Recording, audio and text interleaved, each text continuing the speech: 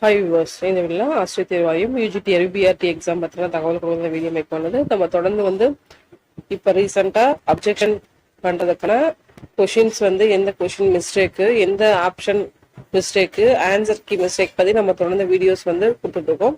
இந்த வீடியோவில் பார்த்தீங்க அப்படின்னா சர்டிஃபிகேட் பற்றி நம்ம தகவல் கொடுக்குறோம் இந்த வீடியோ மேக் பண்ணது.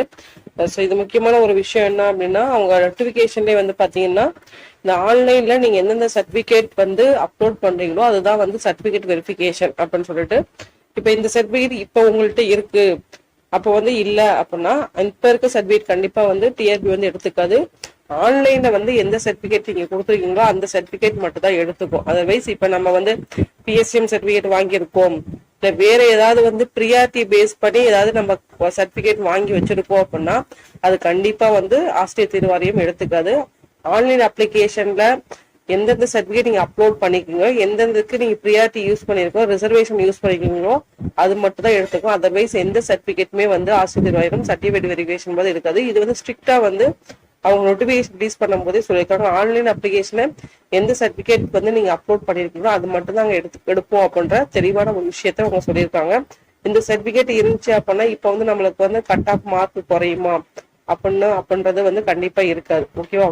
ஆன்லைன் ப்ராசஸ்ல நீங்க என்ன சர்டிபிகேட் வச்சிருக்கீங்களோ அதை பொறுத்தா உங்களுக்கு, அதாவது ரிசர்வேஷன் பேஸ் பண்ணி சொல்றேன், அதாவது ரிசர்வேஷன் பேஸ் பண்ணி உங்களுக்கு நீங்க அப்ளை பண்ணியிருந்தீங்க அப்படின்னா அதுக்காக ஒரு தகவல் தான் இது. ஓகேங்களா? மற்றபடி அப்ப ஆன்லைன் அப்ளிகேஷன் இருக்கும்போது நம்மள்ட்ட சர்டிபிகேட் இல்லை, இப்ப நம்ம சர்டிபிகேட் அது கொண்டு போலாமா, இல்ல அதனால நம்மளுக்கு மார்க் எதுவும் இருக்குன்னா கிடையாது. கண்டிப்பா அவங்க ரிசல்ட் பப்ளிஷ் பண்ணும்போது இது எல்லாத்தையுமே தனித்தனியா டிவியேட் பண்ணி தான் விடுவாங்க. பிஎஸ்சிஎம்க்கு தனியா விடுவாங்க. அதே மாதிரி பாத்தீங்கன்னா ஸ்போர்ட்ஸ் ஒவ்வொரு கேட்டகரிக்கும் அவங்க தனித்தனியா இண்டிவிஜுவலாவா கொடுப்பாங்க. ஜெனரல்ல ஸ்டார்ட் பண்ணி அதுக்கப்புறம் விமனு, பிசி, எம்பிசி எல்லாத்துக்குமே தனித்தனியா இண்டிவிஜுவலாவே தான் அவங்க ரிலீஸ் பண்ணுவாங்க, ரிசல்ட் ரிலீஸ் பண்ணும் போதே அவங்க.